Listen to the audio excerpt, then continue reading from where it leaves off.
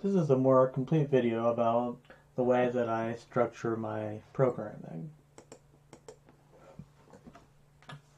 Every game that gets created involves having some type of game loop. The top of this loop is where constants and globals are stored, generally those that allow the lunar calendar, in my case, to operate as if it's a law of physics. On the other hand, branches are where things like instance variables and local exclusive variables are stored, such as dungeon per dungeon functions. For enemy behavior, there's an initialization vector, usually 0 to whatever max value that's in that list. Remember, player behavior shuffled with one action removed, the player no longer does. And the enemy is the one that removes this. Actions based on the most frequent player actions.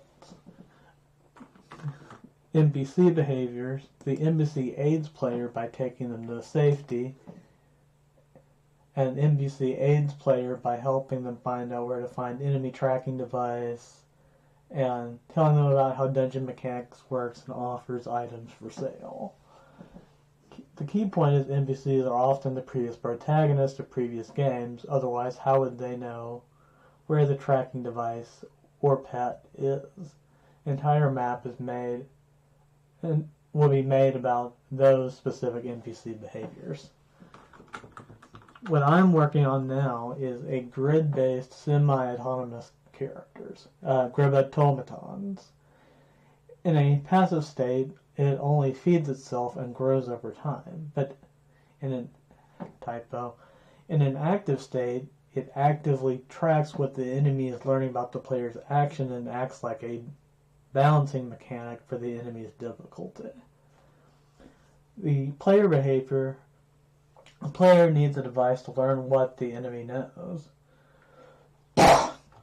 With the device, the player sees what enemy is actively learning, and you can then choose alternate behavior branches to confuse the enemy. Otherwise, player can't predict what enemy knows about player.